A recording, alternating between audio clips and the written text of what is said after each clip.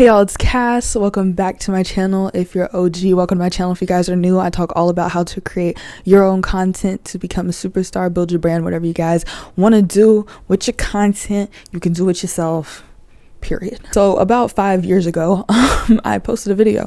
About a month ago, you guys, I posted a video with a composite editing behind the scenes. You guys saw me use my bedroom studio to just create a shoot that was in my mind, just riding horses, an action movie, black girl action movie kind of vibes. And I promised an editing tutorial, and I did not deliver in a timely manner, but I'm delivering now. So better late than never, right? So today we're going to actually hop into how I edited the photos that I took in my last video, you guys. So this is a very basic level composite photo editing tutorial. So whenever you see someone create a photo where they're not in the space that they were naturally in and they've added these different things that weren't actually there to the photo, it's called composite photo editing. So if you're ever looking for any tutorials or what it's called, it took me a while to find that out. So I just want to make sure you guys know that. But this is a very basic beginner level composite photo editing. This is just what I've kind of learned from using Photoshop over time. I haven't necessarily watched a tutorial, but this is the different techniques that I use to create this photo. And of course, I hope to learn more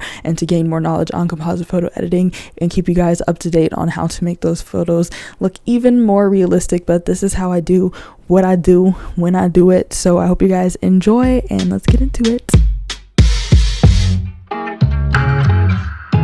Alright, so I have the photo that I took in my bedroom studio here open now in Photoshop. So now I'm going to cut myself out of this image so I can paste myself onto the new image. So Photoshop made that super simple. You just unlock your photo's background right here, go into your properties window. If you're not seeing any of these windows such as layers or properties, you can click on view and just make sure those are showing, not view, sorry, window, and just make sure you have properties and layers open. And then from there I can click remove background and it works its magic. So it's not perfect, but that's all good. We can fix it. You guys can either press that black and white mask here and fix it now, so you can go into the eraser and get rid of anything you don't need. You'd have to refine that eraser there. So I'm just going to go ahead and do a quick cleanup here, change up my brush size and just make it a bit more, make a bit more sense. And then to get elements back, like my missing shoe now, I can go into the brush tool. You want to make sure this is on white and black, and then you can paint it back. Again, I'm using a soft brush, so let's move to a hard brush so we don't get that little clouded look. All right, so it's not perfect, but I'm gonna fix this in the actual file that we're gonna edit. So I'm gonna go ahead and select new, and I'm actually gonna build an 1080 by 1350 graphic because these are the dimensions of an Instagram vertical picture. So we're gonna go ahead and create that. On this graphic that's gonna open in a new tab, I'm gonna create a background. I'm gonna click this little icon at the bottom and I'm gonna select gradient because I wanna create a gradient. Gradient is really good if you're replacing the background because it gives it that, you know, unique background look that you actually maybe took it on in background. It doesn't look too much like just a paste. So I'm going to use this black and green gradient. This is one that I already had preset on here, but you can use these little toggles here to create and build your gradient. So I'm just doing black and green because that's what I shot on in the initial photo, which is important to me because that's kind of the lighting perspective we're going to get here. I'm going to switch it from linear to radical so we get this cool look, and I'm going to reverse that because I kind of want the green to be showing more. So do something like that, click okie doker, and then I'm gonna go back to this file where I just cut myself out. I'm just gonna Command C copy and then Command C paste myself into here. I'm gonna switch over to my transform tool here and shrink myself. So another reason why I didn't do cleanup in the other file is just because I'm gonna add some things such as a motorcycle to this, and that might cover some of the flaws. So I got this motorcycle file here from Envato Elements, so I'm just gonna drop it into my image, and I'm gonna do that same thing, transform it and resize it to just really fit the real motorcycle perspective. I don't even know if I'm getting it right, but I'm not a real cycler, y'all. I've always wanted to do a motorcycle shoot, I just didn't know how to get a motorcycle, so I was like, let's just Photoshop it. So I'm gonna drag this layer over here in my layers panel under me so it looks like I'm actually on top of this barber. Here we go. So I'm gonna just do some movement, move things around, make it, you can press shift to select multiple layers here. So I'm gonna lean myself a little bit more. There we go. All right, now you guys is the fun, tedious part. So you're gonna want to go into this magnifying glass zoom tool, and you're gonna want to zoom in for this because we want to be very precise. Cutting out is probably what can make or break your photo. So I'm gonna go back into that black and white mask, that's my layer here, go into that eraser tool, and we're really gonna do a serious cleanup here. So I would actually not, you would actually not be able to see my foot technically. I guess you would be able to see it through here. So what we're gonna do is we're gonna lower the opacity of homegirl here so I can see what, wow, just took off my whole thigh there. I wanna see what would actually be showing and what would be covered. We have like the tire here, so I'm gonna put my foot behind the tire. And whatever this is, and of course we can get rid of the chair. Clean up, everybody do your share.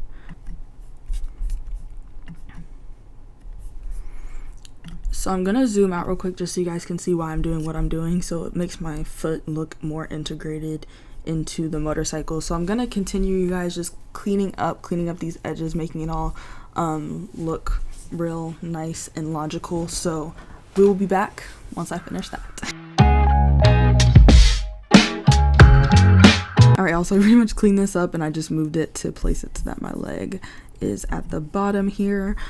So next thing I really want to do is kind of fix this area because obviously my hand is not extending. There's just a lot going on here. So to do that, I'm gonna actually open up another image that was taken during this shoot. So we're gonna take this baby and I'm gonna still her arm real quick. So I'm just gonna use my magnetic lasso tool off to the side here, and I'm just gonna kind of click and drag along what I would like to borrow from homegirl here. Bam. Okay, once I've finished where I started clicking, then I'm gonna press this mask icon right here, and now we're gonna play around with resize. Let me zoom out a little bit here, and we're just gonna kind of make it make sense. So I'm gonna select back on this mask here, go into my eraser tool, and just erase this hand that's back here because I don't think we're gonna need her. And then I'm gonna take this new layer that we just did, and I'm gonna actually go back to this soft brush here because I want it to blend with the arm here. So I'm just kind of lightly erasing these edges here, and then going to my brush tool to bring them back. Just kind of creating a mixture. For those who really look at it, it's gonna look a bit off, but who really looks that closely, right? Obviously she's not holding the handle, boo. So let me hold down shift so I can select both these layers. I'm actually gonna put them in a folder so it's just easier, they're always working together. And then let's just kind of shift this baby a bit. I know I'm gonna regret this because I just did all that cleanup, but I want it to be perfect for you guys.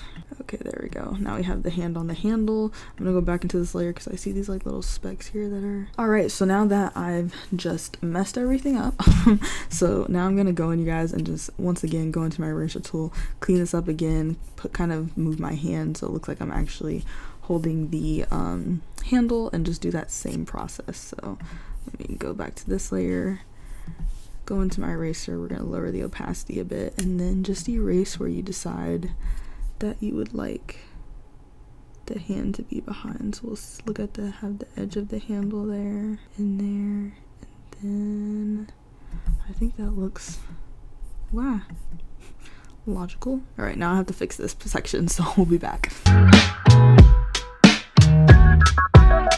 Also, this is what we've forgotten. So I pretty much placed the object, refined it. If you really want to go in and clean it up some more, It's up to you. Take as much time as you would like, and just remember, the more time you take with it, the more realistic that it's gonna look. But ain't nobody got time for that right now, so we'll move on to the next thing, baby. Alright, so something I did in this photo shoot was I added in some extra elements. So such as the motorcycle, I consider that to be an element. I don't know if that's proper design terms. I taught myself design, but yeah, I call that an element. So now I'm gonna add this element here, which is the knife. So I was trying to do like an action movie shoot, if you guys saw the original video, and so I thought it'd be cool to have, like, you know, my little knife, my little leg knife here. So I'm just gonna drag, drop that in, and then just resize that baby. And why not? Okay, and I'm gonna press check to place it, and I'm actually gonna swap it around. So I'll go to edit, transform, and we're just gonna flip it horizontally, which means now I have to go back into my transform tool and hover until I see this little arrow right there, and then there we go. So we're just gonna kind of have it right here. Seems like a logical position. Bam, check, apply, and then, you know, knives still just don't just float. So I actually downloaded this dog collar from Envato Elements that I felt like could look like a knife holster. Is that what it's called? Anyway, so we're just gonna place that until it looks like it is a wrap in the thigh. Wrap in the thigh. Don't take thigh. Okay, baby. Okay, that makes me want to move the knife down a little bit there. Okay, we got some. We got a little some. Okay, so this is kind of creating this, like, it looks like it did come with its own shadow, which we don't want. So I'm just gonna go into my just go into the regular lasso here, and I'm just gonna kind of circle everything but this annoying shadow. Oh my gosh, you guys, I'm using my trackpad. I need to invest into like a mouse, because circle that and just make sure that layer is selected. And now I can have the opportunity to mask it there. Perfect. So now my elements are added. We're looking bad. We're gonna make sure to save, you guys. Command S or file save. I haven't even saved this whole thing this whole time. In at it already, had my tarot read. Things are looking up for me. That's what my. So now that we're saved, we're gonna now try to make this all come together. So we got it cut, we got it pasted, but it's still, you know, it looks a little off. So we're gonna add some different elements into here. So actually, I accidentally put all this in one folder. So I'm gonna slide up to give it its own section. Great. So the first thing I'm gonna do, I'm gonna go into my motorcycle. We're gonna go into the effects right here at the bottom of the layers panel, and we're gonna add some shadows in, because you know what, there's just naturally shadows when you're playing with lighting. So let me turn up the opacity just so I can see for now, and we're gonna see. So the angle, we want to make sure the angle of the shadows is the same, so it kind of looks like the shadows are coming from my back. So we're gonna focus on more toward that angle here. Let's add a little bit of distance so it almost looks like, you know, we're beside a wall, and then spread is gonna kind of give you that harsh shadow. So I definitely want the spread to be down, and then I like to have the size up a bit. Let's move the distance. Then I'm gonna tilt the angle down a bit more. All right, I think we're good. So now I'm going to apply that shadow to my group here. And the cool thing is, once you create the shadow, it should give you the same shadow for everything, so you don't have to worry about refining it every time. Should I put these in a group together? Let's shift hold and then press this folder to make it into a group. Just makes life a bit easier. Yeah, we're gonna apply drop shadow. I'm gonna make this shadow a little bit less because it's actually pressed against my skin, you know. Okie dokie. The next thing I like to add also in the effects panel is bevel and emboss. I don't know, I feel like this took my quote-unquote composite photos to the next level. So basically what this does is it adds like contour and shading and stuff like that. So what I do is in the highlights, I make it whatever color, like I would probably choose like the brightest green I can find in this area. So I'd try to make it like a bright green, because that's what my lights were doing. So it would, you see how it kind of adds that bright green now into the highlights of the motorcycle? You sure don't? And then the shadows I'll just keep at black as well. And then again, you can play with it. So in the angles, I can angle my highlights coming from up above, since that's where it looks like it's coming on me. I can change up the depth there, the size, and I can soften it. Isn't that great? Okay, let's make it a little bit Mola. Muy bonito. See, so now the motorcycle looks like it's fitting with me a little bit more, but I'm also gonna add that bevel and emboss to myself. Great. And I'm also gonna add it to this. So like I said, I like to add this. It gives it that shading and it makes everything kind of match, like it was lit by the same thing, you know. All right, looking at this, I actually naturally want to go into here and select it's not gonna let me do it, man. Okay, so we're gonna select this and we're gonna go to select this layer, go to adjustments, and I just want to lower the exposure of myself a bit because it's just giving so bright. Okay, there we go. What's next?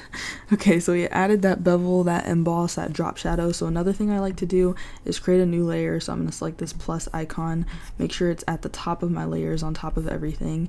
And we're just gonna zoom out a little bit and I'm gonna go into the brush tool.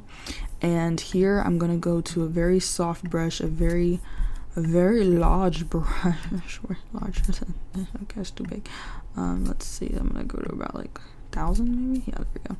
And I'm gonna actually add like a green tone, so I'll just choose like a green that I like. And I'm going to also soften this opacity by like 10%, right? And I'm just gonna add like a soft, very soft like brush to certain parts of the photo. So this is kind of the same thing I was doing with bevel and emboss. I'm just trying to modify the lighting, like make sure all the lighting looks like it's coming from the same place. So by adding lighting like that, very subtle, but adding it kind of makes it all into one. So I'm lowering that opacity a lot because I just want it to look like the background, the motorcycle, my face were all at some point lit by the same tang. All right, so once you guys have all that together, you've cut, you've copied, you've pasted, you added your elements, you made that lighting match. Now I'm gonna go ahead and export this photo and just bring it into Lightroom so that I can really color it and make all the colors match so they look like they're coming from the same space. Been pumping out pheromones and wearing red, young Jerry. All right, my beautiful people, so the photo, I dragged it into the library in Lightroom, and now we're gonna go into develop mode. I'm gonna smack on my favorite filter look, SP5.